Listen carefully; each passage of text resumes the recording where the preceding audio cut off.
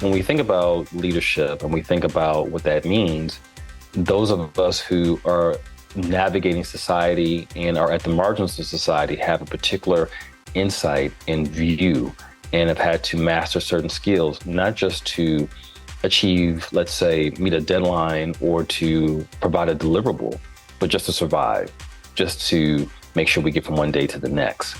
And so the LGBTQ community has been able to do that at great risk to discrimination and bias and sometimes even death. And so if a community and a group has been able to master these skills in the game that we call life, then think about the value that those can have when the stakes are even lower, but the dynamics and the variables are still very much at play and are still very real. Welcome to On Record PR. I'm executive producer and guest host, Jennifer Simpson Carr. Today, I'm going on record with Dr. Joel Davis Brown, who is the Chief Visionary Officer of Pneumos, LLC, a management consulting and coaching firm whose clients have included LinkedIn and the United Nations.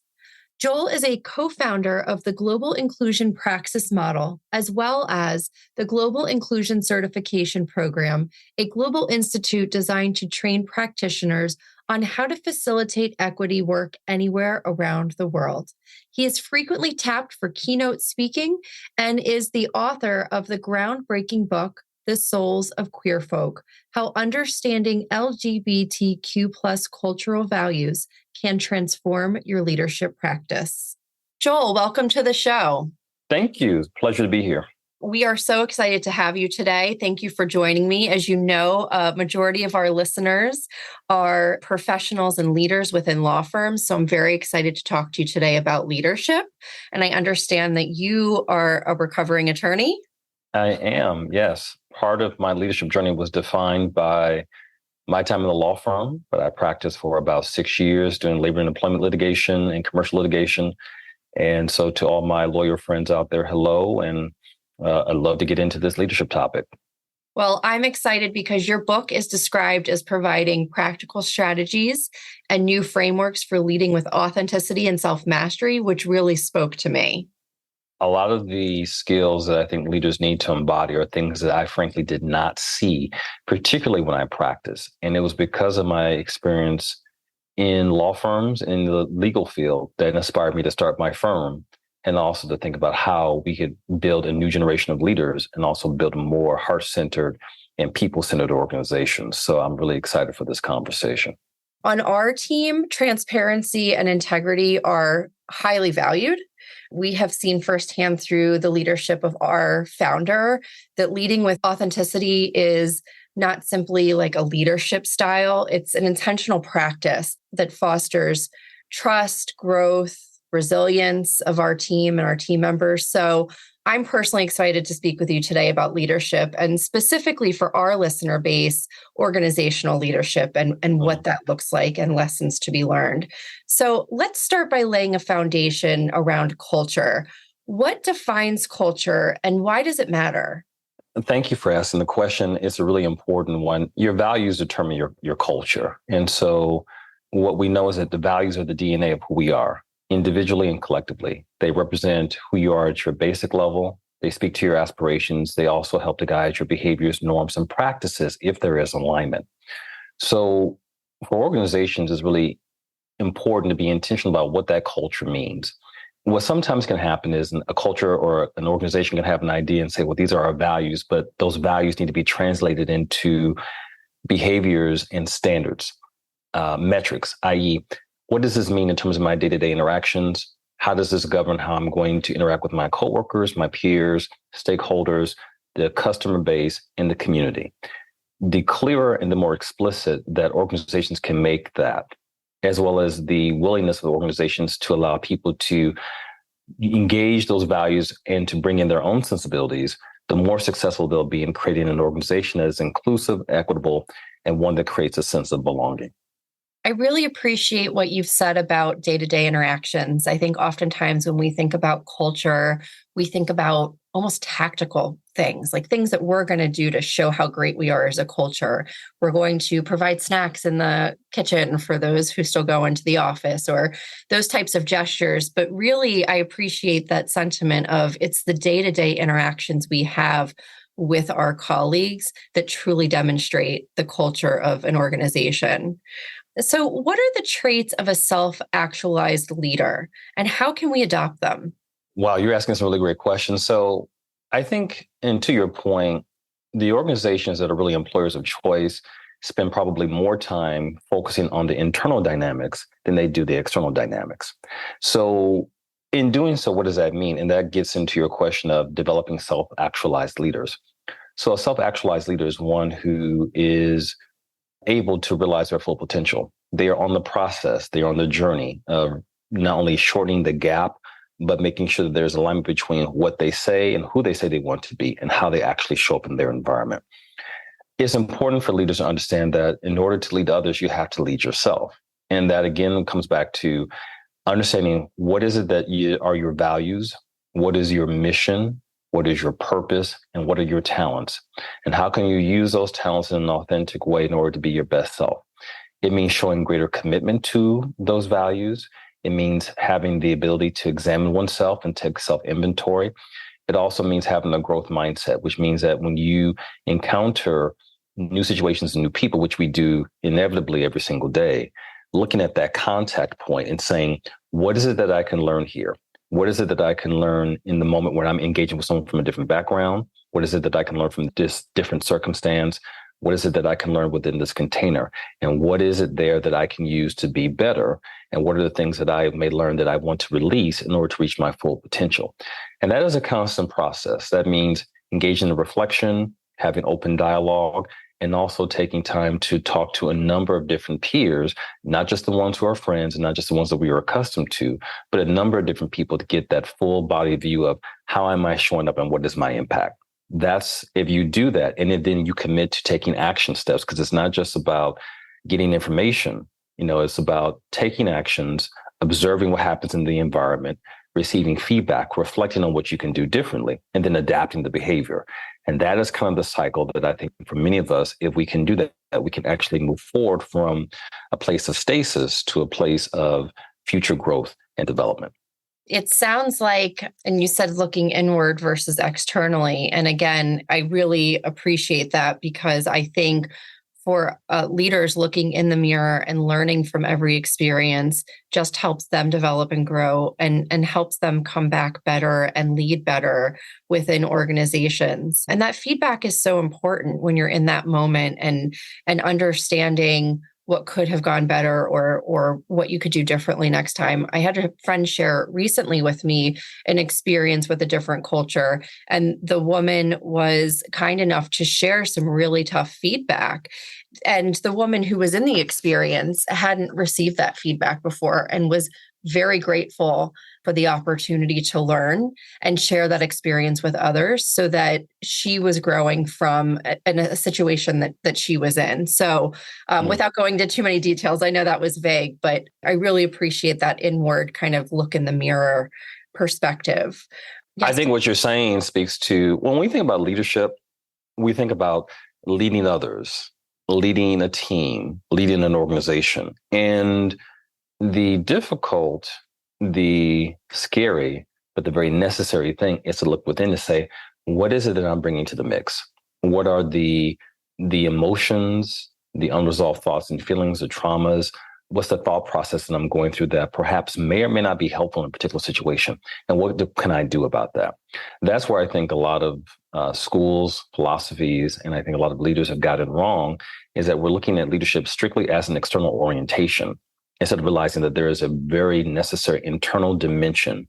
So again, if you don't lead yourself well, it will be very difficult for you to lead others well consistently. You may be able to get away with it for a day or a month or a quarter or a season, but generally people can't help but be themselves, and whoever you are internally will show up. My grandfather used to say, how you do anything is how you do everything. And so the way that you show up in one particular area, mainly your personal life, mainly when you're left in your own devices, will surely manifest itself unless you've taken the time to do that personal work and to focus on your own development.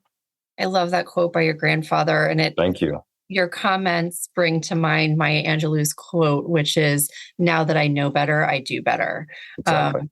And it sounds like that kind of summarizes what the sentiment is here. What are the transformational leadership skills that we can learn from the LGBTQ plus community? So many. And I think it's worth sharing before we get into that, why it is that we can learn these skills from the community. When you think about learning happens in three different environments, probably four. Learning happens in school, it happens at work, but it also happens in our families, and it also happens in larger society. We learn skills, we learn how to survive, we learn how to navigate different environments. So leadership is something that is born from an athletic field or an academic setting, or from an organizational perspective. It can be learned in any particular way. So when we think about leadership and we think about what that means, those of us who are navigating society and are at the margins of society have a particular insight and view, and have had to master certain skills, not just to achieve, let's say, meet a deadline or to provide a deliverable, but just to survive, just to make sure we get from one day to the next. And so the LGBTQ community has been able to do that at great risk to discrimination and bias, and sometimes even death. And so if a community and a group has been able to master these skills in the game that we call life, then think about the value that those can have when the stakes are even lower, but the dynamics and the variables are still very much at play and are still very real. So those things that the LGBTQ community has been able to, I think, highlight and to model could be anything from non-binary thinking, looking at traditions and paradigms and philosophies and saying, maybe our thinking is wrong. Maybe the two alternatives that are being presented to us are not the only alternatives. And maybe we need to go beyond what is before us to say there are different ways of thinking about this particular issue. It might be in terms of creativity, which a lot of times when people think of creativity, they think of artwork or being an artist, when creativity is really about creating a new way of doing things, even if it's built upon a pre-existing idea. And that could be one dimension or aspect of it. Resilience. A lot of times I've heard people talk about resilience as if it's something that can be nurtured, and if it's something that can be built, or I've heard people talk about resilience in terms of only certain people have it and some people don't, or that it's a superhuman thing. And we all have shown resilience at some level. The question is, how do you increase that muscle? How do you deploy your resilience in a more intentional way? How do you make sure that you are supporting the resilience of others? When we think about somatic awareness and being keen to our intuition and what's working and happening within our bodies, because the information that we get that is important for our environments and for our well-being doesn't just come from our mind. It can come from what's happening when we experience tightness in our chest, or we feel flow within our bodies, or when we feel some sort of persistent or nagging sense that either we're on the right path, or we're going down the path of disillusionment, or moving further away from our goals. These are the ways in which the LGBTQ community has, I think, set and kind of created a prescription for how people can be better and, again, transformational leaders. Because my thing is, we have leaders in the world, and many of them are not doing a good job. I'm interested in those people who want to transform the environment positively. Those are the types of leaders that I think we need. And so just on those few things, whether it's around creativity, non-binary thinking, resilience, somatic awareness, that's just four of the things that I think the queer community brings to the table that helps people to think more broadly and more acutely about their leadership style, and can help people to be more effective. And ironically, when you look at what leaders or people wanting from their leaders today in 2023, the same in terms of relatability, community building, activism, social justice orientation, those sorts of things.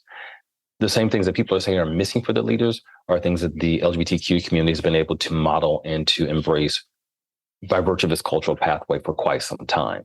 So then the question becomes, if this group and community uses these things naturally, then it behooves us to try to take advantage of that wisdom, to leverage that wisdom, not to take advantage of the people, but to leverage the wisdom and to bring it into greater use within our organizations, but also within our society as well. Absolutely. And leveraging that collective experience from the community can enrich our roles as leaders. Joel, we're going to pause here for a message from our sponsor. This episode is brought to you by Furia Rubel Communications, a public relations and marketing agency serving law firms and businesses internationally. With an expert team of professionals positioned throughout the U.S. and supported by international affiliates, Furia Rubel enhances its clients' brands through integrated communications by providing expert guidance in crisis management and high-profile litigation, protecting brand and reputation, and supporting internal marketing teams with media relations, media and crisis training, and client and talent acquisition and retention. To learn more, visit furiarubel.com. What is true activism, and how can organizations actually support LGBTQIA+ year-round? True activism is not performative. True activism is not doing the easy piecemeal thing. It is showing consistent effort, but it comes from a place of higher consciousness. It comes from a place of, again, not just saying, I'm here to help or save someone else, but I'm here because I recognize that that person, that group's situation, plight, or predicament within the world is also tied to my own liberation. And the fact what I do and how I show up is also very clear, or a very clear indicator of what work I have done or need to do. So what I say to people is, when you're thinking about being quote unquote activated or engaging in activism, understand your motivations. Why are you doing it? Understand, again, the value system, and understand how what you're doing can help you to be a better individual. Because again, it's a two-part relationship or a two-part dynamic of, yes, you want to impact the environment, but you also have to impact yourself. So to the extent that we can be clear about that and go beyond, again, just reciting and recycling things, there's different forms of activism. So I don't want to suggest that everybody has to be in a protest or everybody needs to run for office. But it is important that each of us understand why we're doing it, what our purpose is, and to use the relative power that we have in the networks and the areas that we have in order to create positive impact. That could be having a difficult conversation, sharing a piece of information that has not been shared previously, writing campaigns. It could be any number of things. And it might simply be extending grace to a person or a minoritized person who has never, ever felt like they belong or that they've been seen. So it happens on multiple different levels. And I think sometimes people look at it as is one thing or another. And again, they look at it as an outward sort of dimension or phenomenon, instead of saying, well, why am I doing this? And what am I learning about myself? So for example, if I'm thinking about LGBTQ plus inclusion, have I examined my own biases? Have I thought about what my perception of the community is? What am I doing to help tangibly affect the lives of people who are LGBTQ beyond speaking out? Have I made space in my own network? Because the same people who might go out and say, for example, I am concerned about LGBTQ inclusion, might not have LGBTQ friends, might not be advocating for people in the workforce, might have neighbors or family members who they have not taken the time to understand, to support, or to be present in I would say, a compassionate witness to their journey. So I would say those are the things that I think that's the ways in which activism can really be expanded. It has to have a personal dimension. It has to have a consciousness to it. And it has to have a direct link between our mindset and the impact that we want to make in the environment. And that often includes us as well. What are we learning about ourselves and how are we growing as a result of the work that we want to achieve? And so looking at that from an organizational perspective, how can leaders identify what practices are actually helping their company culture and what practices can be retired or ended?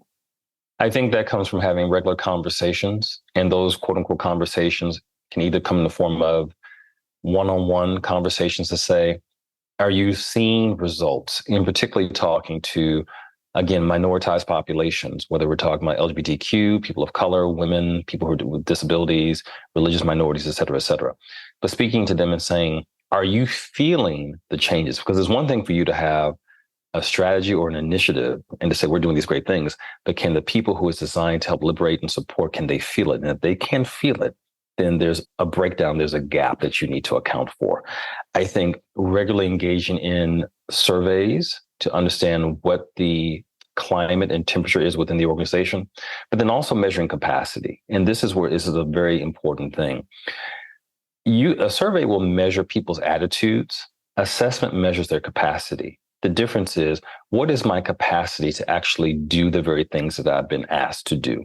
If I have, as a leader, been asked to support an equitable environment, which again goes back to my point about focusing on tangible behaviors, there needs to be some means by which I can assess whether I actually have the capacity to do certain things. So most of us, when we're surveyed, are going to say, I've done great work. I'm a good person. I support DEIB. But there's a difference between thinking that and actually looking at an assessment and say, well, actually, do I show the behaviors and the ability to do this consistently, competently, proficiently? And if not, then what is my baseline and how can I be better? Companies that focus on that, I think, do better when they incorporate these types of measures into performance evaluations. These are part of regular conversations. These are part of the consistent or the regular assessments that are taking place. And that actually helps to move the needle on behaviors within the culture, as opposed to just saying, well, what's the thought and what's the belief of what's happening? Because what happens oftentimes, you do surveys and people will share the same information that they've shared 2 and 3 times before, but nothing has shifted. So there has to be some measure for actually giving people individual accountability to say, what are you going to do that's going to be different than what you've done before? We don't want people just recycling phrases and slogans and mantras and saying, yes, I'm fully invested, I'm committed. You actually have to show and get you some skin in the game to say, I actually have done something in my individual capacity as a leader to move the organization forward. That should be reflected in your team environment. That should be reflected in your work. And that should be something that organizations measure. And then when they do the assessments and when they do the surveys and they do the benchmarking, you should be able to see in a number of different categories, oh, we're doing better in recruitment. We're doing better in retention and advancement. We can see a shift in our marketing efforts or our supplier diversity or our communications or training and program or our continued education. That's how you measure that stuff. But you can't do that if diversity, equity, and inclusion is just about programming and History Month celebrations and history lessons. It has to be tied to people's actual performance. And it has to be reflected, or it should be an indicator of their growth in their leadership positions. If we're not focusing on that, then oftentimes, and I've seen this happen with a number of organizations, it sounds good, the diversity measures look good, but they really don't make true measurable impact. That's great feedback. And it sounds like, and that was very masterfully said, so I don't want to boil it down, but it goes back to that day to day. How are we treating each other day to day? What actions are leaders taking to demonstrate that this is really the culture? And how are we day to day supporting others and advancing their growth, and measuring that? What inspired you to write this book? I love that question. My own curiosity. I am a very, very, very, very curious person. And I would say that growing up, I was always curious about who am I? Where do I come from? So I come from a number of different communities, if you will. I come from a Native American community. I come from the African American or Black community. Then I come from the LGBTQ plus community. And I would say to you, growing up, from the Black and the Native American standpoint, the answers were very clear. This is what it means. This is what we celebrate. This is what we stand for. Here's where you can go to get more answers. It wasn't that clear from a queer perspective. What does it mean to be a member of this community? And the more I pushed and asked questions and the more I read, what I found was very dissatisfying because a lot of the narratives were sex-based, they were stereotypical, and they were very superficial and trite, even by members of our own community. So at some point I said, well, I need to investigate this more. So when I was in grad school, that was part of my doctoral research, was to do an ethnographic study to understand, what does this community stand for? And when we look at values, there's often 3 different layers. And oftentimes when we're studying groups, we tend to look at the behavior or what's sticking above the waterline, the tip of the iceberg, but you have to go deeper. So I went deeper and found these values. And then I thought that my inquiry would just stop at the values. But then as I started looking and saying, well, wow, okay, we We stand for activism. We stand for inclusion, and we stand for all these wonderful things. And then I'm looking at what people are wanting from their leaders. And I said, I actually have stumbled onto something. There's something to be said for understanding your narrative and understanding cultural values. But I realized that what we possess, the cultural genius, is that what we naturally embody is also what's needed more in the world. And so that's when I realized, oh, the book that I thought I was going to write, which is oftentimes what happens when you're an artist and you're writing a book or you're engaged in any type of art, I think. What you think you're doing is actually not what you're actually going to do. So then I realized that the bent and nature and direction of my book had to shift, although it certainly helped to clarify and I think hopefully reframe how we look at the queer community and give a more expansive view, a more comprehensive and accurate view of the community. It also, as a natural byproduct, helped to position the queer community as stalwarts and natural leaders that the world needs to pay more attention to. So that's how I got to the book. And I'm so glad I did, because it just shows that, we can have an intention and we can have a mission, but oftentimes when we start on that mission, the opportunity is much greater than we could have perhaps ever have realized. And that's what we came to. Thank you for sharing that. It sounds like a beautiful journey and one that was really inward looking. And I appreciate you sharing that. Thank you. That journey. Thank you so much for your time today. I've really enjoyed speaking with you. I am sure that our listeners have learned a tremendous amount. If they're interested in getting in touch with you or following you somewhere, where can they find you? Sure. So you can find me on my public speaking website, joeldavisbrown.com. You can find me on my business website, Pneumos.com. You can also find me on LinkedIn at Joel Anthony Brown. I believe that's my profile name. I'm also on Instagram at Joel A. Brown. And I encourage people to reach out. That's how we grow, is by building community. I'm a very relational person, so I welcome comments and dialogue and feedback and engagement. So I look forward to hearing from people. And I want to thank you again for having me here. The conversation's gone by very quickly and I've enjoyed myself, and look forward to people being able to pick up the book, Souls of Queer Folk. It's just won an award and it's doing very well. And I'm glad that it's having impact with young people as well. That's what makes me happy. So thank you for your time and for the platform today. Thank you. And to our listeners, we will link to all of the places that Joel mentioned in the show notes. So please visit the website and you can easily navigate to the different places that he's mentioned. Joel, thank you again. And thank you to our listeners for joining us. Thank you. On Record PR is produced by Jennifer Simpson Carr and Matt Henderson, with support from the team at Furia Ruble Communications. This episode is edited by Željko Tomic of Compost Media Flow.